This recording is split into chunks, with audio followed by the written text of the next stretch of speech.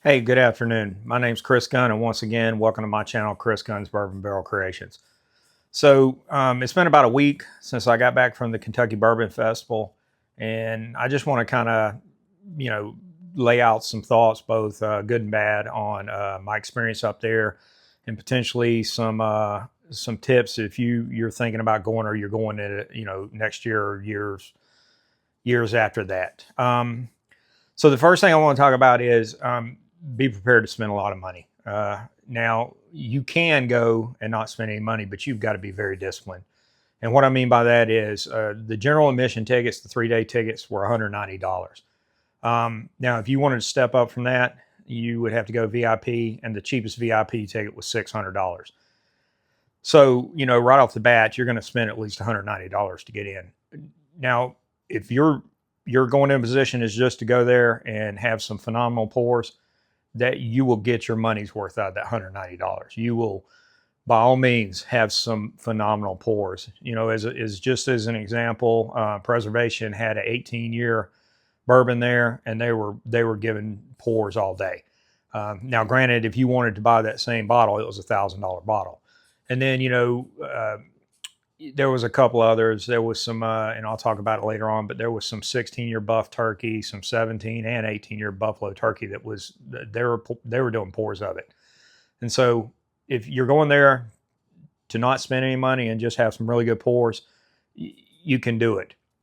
But if you're going to go there and try to land some bottles, you got to take some money. I had saved up money for about a year from my bourbon barrel business. And I had quite a bit of cash on me when I went up there. What I found out though was nobody hardly took cash. Everything there was credit cards or debit cards. So I came home with quite a bit of cash, and now I got to get the card paid off. So let's talk about I think the biggest kind of red flag for the festival. There's a perception versus a reality. Now, the perception for me was from watching various people online who had been before that you can land some bottles. And you can. No doubt in my mind you can land some bottles. But if you're going after stuff like Heaven Hill, what Heaven Hill had, which was the 11-year VVS or the Parker's Heritage, you had to have a VIP ticket. You were not going to get it with a 3-day pass general admission. You had to have a VIP ticket. And then for the most part, a lot of those people who got the bottles camped out. And I had heard stories that people were sleeping in lounge chairs from about 2 o'clock in the morning on to be the first to get through the gate.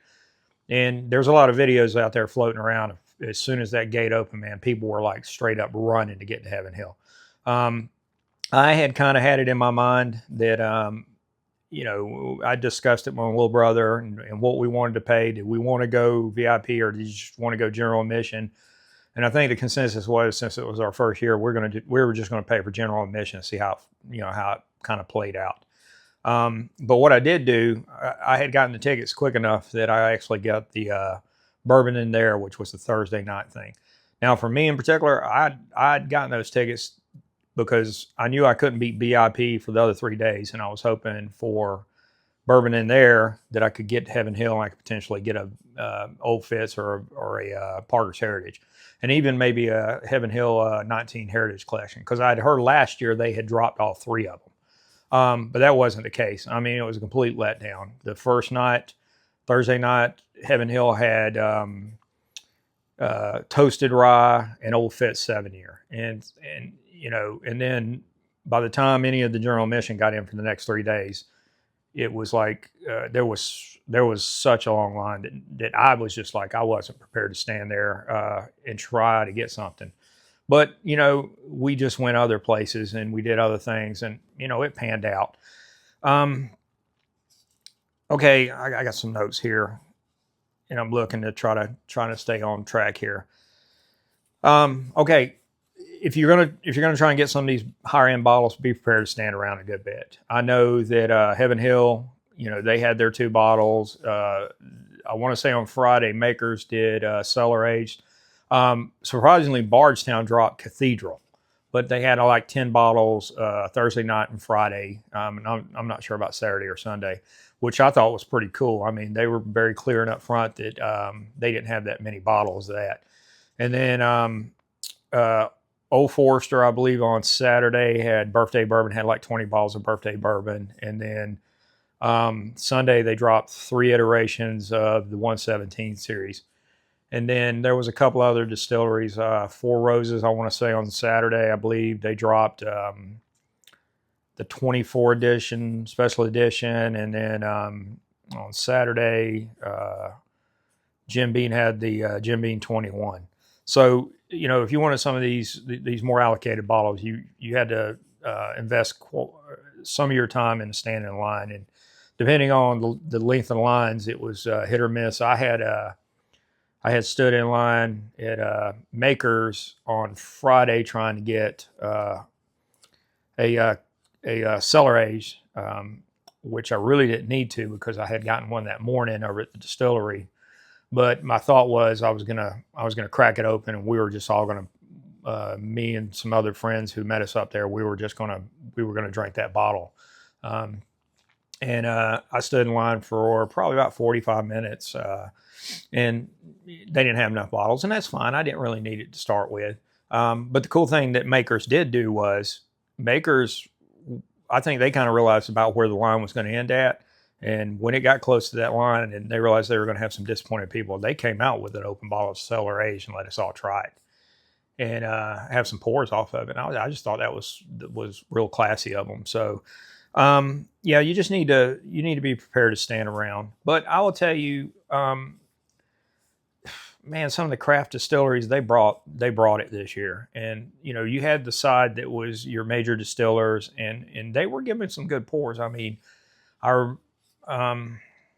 want to say that Michter's was doing sour mash toasted. They were giving pours. And a lot of the distilleries were doing really good mixed drinks. My brother got the first night we were there, he got it was like a root beer float from Four Roses, and he just raved about how good it was. And then I had heard, which I didn't get one, and kind of kicking myself now that Angel's Enemy was doing like peach slushies or something. But I know Old Forester, I believe, had like I forgot what it was. It might have been an old fashioned one day, but yeah, there were some really good mixed drinks there too. Okay, let's talk about kind of what I felt was the losers and the winners for the festival. First off, man, it's going to pain me to say this. It cuts me to the core. But Wild Turkey, man, you dropped the ball big time. And I'm the biggest Wild Turkey fan in the world, and that's what killed me about it. Wild Turkey didn't even show up at the festival. I'm sure they had their reasons, but I mean, it was such a disappointment for me because I was so excited about seeing the Wild Turkey tent, and I wasn't expecting them to bring anything just like, extravagant, but I just wanted to go to the Wild Turkey tent. Now, what we did do was on like Saturday, we pretty much blew we didn't even go to the festival on Saturday. We went, we got a very late start that morning for some other reasons. And then we went down to the distillery. I thought maybe, if they weren't going to come to the festival, maybe they would drop something like a Master's Keep that day at the distillery. And really all they had was a Wild Turkey 101 single barrel that I kind of almost walked right by it because it was in it looked like a rare breed when I looked at the bottle. But yeah, I was a little disappointed in that one. And then, I've already talked about it. Heaven Hill. Now I did hear that Heaven Hill tried to make it right on Sunday, and they dropped about half their VBS when the VIP gate opened, and then they held half of it back, and then later on they did a surprise drop for the general admission people. But I mean, for the whole 3 days of the festival, I met one guy, and that was on Sunday, that he was general admission, that he actually got a VBS. And that's a little disappointing when you think that there's stuff circulating around right now that even their event Saturday night was not really good. And this goes back to my perception versus reality. My perception was that Heaven Hill was going to bring enough for probably, if you invested the time to stay in line, you was going to walk away with something from Heaven Hill. But it is what it is. I say it all the time. You can't get everything you want. Now, the winners for me, man, Jim Beam brought it. I mean, they brought it big time.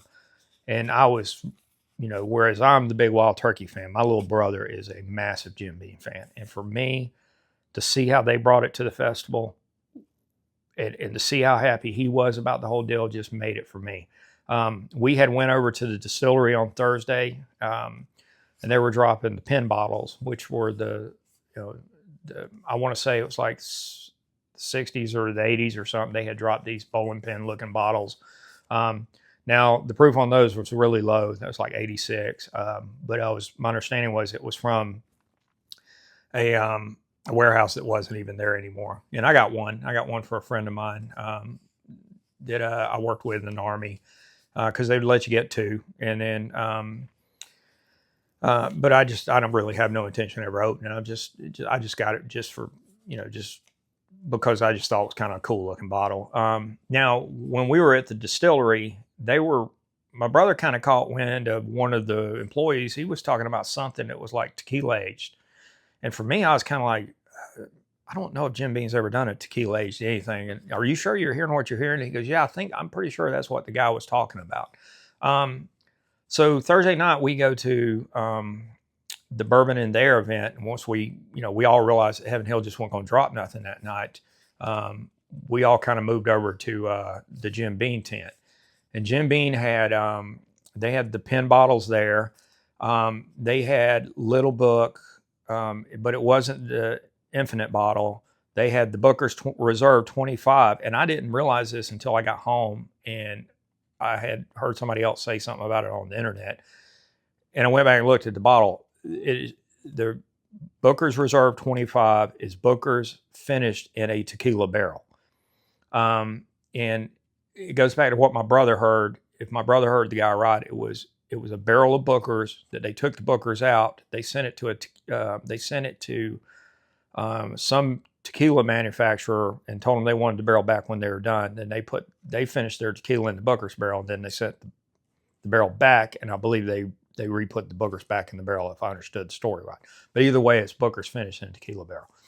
They also had Hardin's Creek there, but it was 3 different variations of Hardin's Creek, and it was based on the tier of the rick house they pulled it out of. I think it was like 1, 5, and level 9.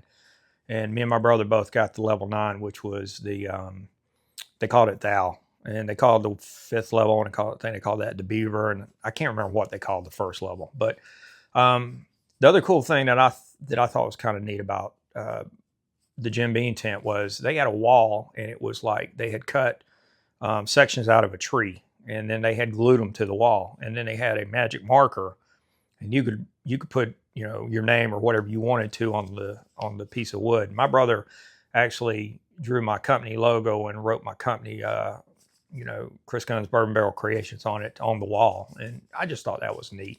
So yes, Booker brought it, or I'm sorry, Jim Beam brought it to the Kentucky Bourbon Festival. Now the other one was, I've already mentioned it, Makers. The first night we were there for Bourbon in There, they weren't selling anything special, but they were giving pours of Star Hill Farms. And then on at least one day during the festival, they dropped cellar age at the festival. But the cool thing about Makers was Friday, Saturday, and Sunday morning at the distillery, they dropped cellar aged. And the first morning we were there, me and my brother, we had left like my house at 2:00 in the morning because we were so excited to get up there on Thursday. We were exhausted Thursday night. I had found us an Airbnb on a working cow farm that was 1.4 miles from Makers, and it was called like the Bourbon Head. So I highly recommend this place.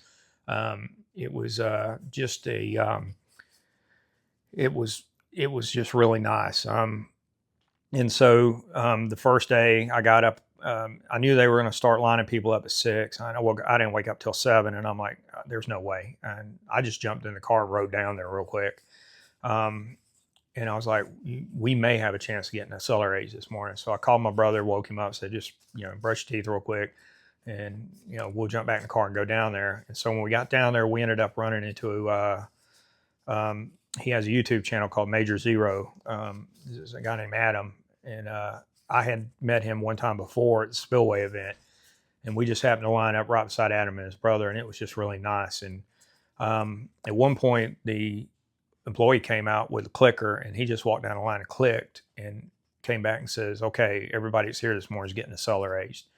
And I thought that was pretty cool. And then they had another event to where it was like a nighttime kind of distillery tour. They had the guy who had made the ceiling in one of their rick houses. He had done some more art for them, and I believe, if I understood it right, they were lighting it up at night, and you could go there for the distillery tour, and then you could get a chance to buy Star Hill Farm at the end of it. So for me, Bakers, yeah, they brought it too.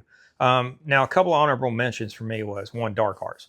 Dark Arts had a 16-year buff turkey there, and everybody wanted it. And so me and my brother got one Thursday night, and then if I understand right, they were selling it Friday, Saturday, and Sunday. I know Friday I got in line with a couple of my friends while they were trying to get theirs, and they ran out before they could get it. But regardless, the employees from Dark Arts were given generous pours. I mean, they weren't like, here's your pour to try it, and no, you can't have another pour. I mean, you ask for another pour, they give you another pour. So Dark Arts, they're definitely an honorable mention for me. And then there was a couple other places, Elkwood, or Bluegrass had Elkwood 17 and 18 buff turkey. And so, I sampled that, and it was really good. And they convinced me that I couldn't leave without a bottle of each one of those. And that's where I said, you better bring some money, because they weren't cheap bottles. But, when I go to Kentucky, I generally try to get bottles that you're not going to find out down here where I live. So anyway, now what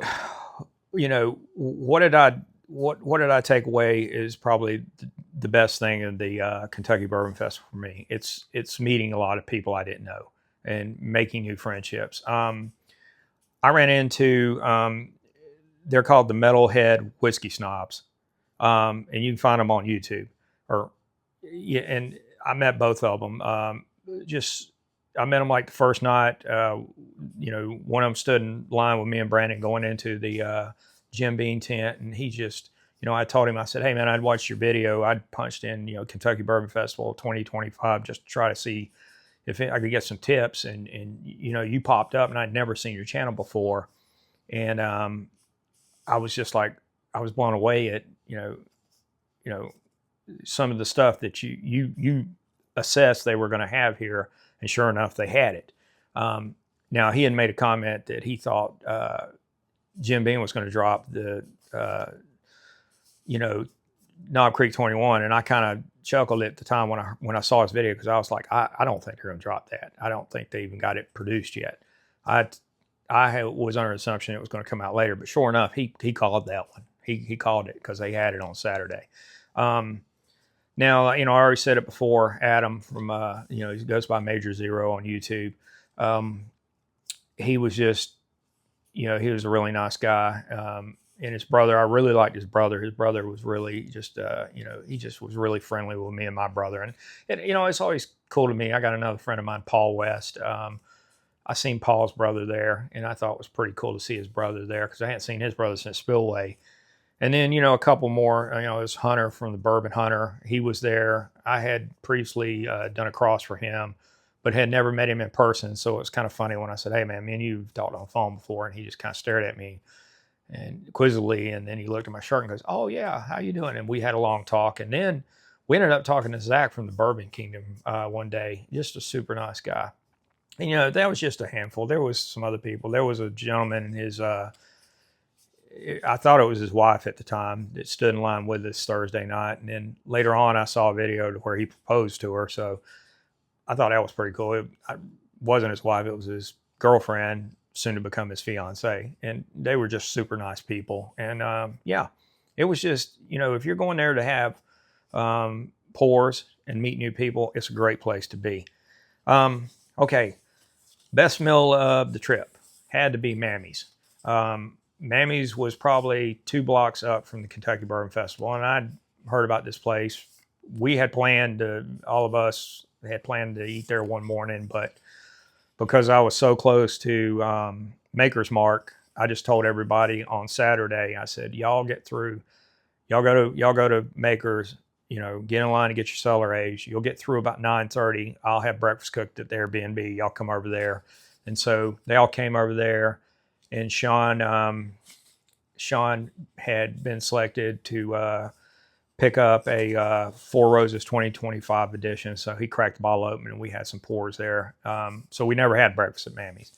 But me and my brother walked down there on Sunday and eat lunch, and it was like, wow. It was, we got like fried green tomato with a pimento cheese spread as an appetizer. And then we got these hamburgers that had, the buns were cornbread buns. And I thought I was going to explode trying to get that whole hamburger down, but I probably could have realistically forced myself to eat a second one. It was that good.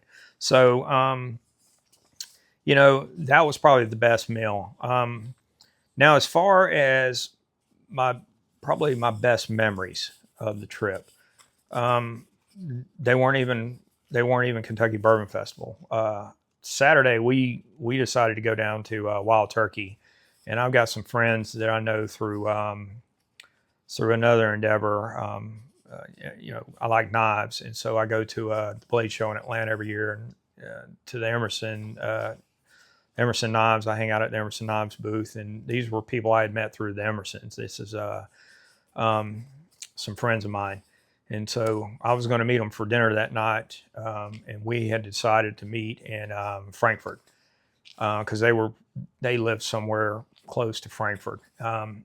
Me and my brother, we went to Wild Turkey, and then we decided to ride over to Woodford because we'd never been there, and then we ended up going to Buffalo Trace and Castle on the Key, and we still had about 3 hours to kill until dinner. So I said, you know what, let's ride up to Lexington. We've never went to Lexington. And we ended up at Justin's House of Bourbon. There was hardly nobody, and I think there was about 2 people in there when we got there, and I think maybe one person came in, but we sat at the bar for like 2 hours in Justin's House of Bourbon. And they had a 1987 12-year Wild Turkey and a 1974 rye on their bar. And the bartender was just a phenomenal guy. I mean, he told us a story about how he used to be a principal. He had retired at that, and this was just kind of something he did for fun. And I mean, we had a pour of both of them, and I was just blown away at how good they were. And then there was probably about this much left in the bottom of the 12-year bottle. And he said, you know what, let's just go and have another pour and finish it. And he poured himself a pour, and me and my brother a pour, and it was so good. And then he pulled out these, it was Racketeer Rye. He pulled out one that was made in Indiana, and the other one was made in Kentucky, and he asked us to compare them. The gentleman, I guess, who made it had left the bottles there and asked for people's opinions, and I enjoyed the Kentucky one. It was more with what I would have felt would have been a bourbon lover's kind of lover's rye, but the other one straight up a rye was a rye lover's rye, and that was the Indiana one. My brother liked the Indiana, and I kind of liked the Kentucky better. So we had a couple of pours there, and then by the end of us sitting there having pours with the bartender, I convinced myself that I had to have the Russell Single Rickhouse B that was in their display case with Jimmy Russell's signature on it. And so I had been looking for B and F, and so I thought, this is pretty cool. It's got Jimmy's signature on it. And so that one would probably be my best memory of the trip. Now, to close this out, would I go back? I think the answer is probably no.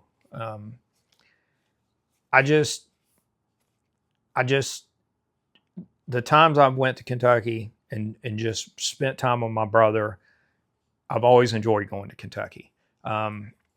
And so I didn't need the Kentucky Bourbon Festival to do that. I could have easily just went up there, and quite frankly, I might go back up there during the Kentucky Bourbon Festival, but never go to the festival.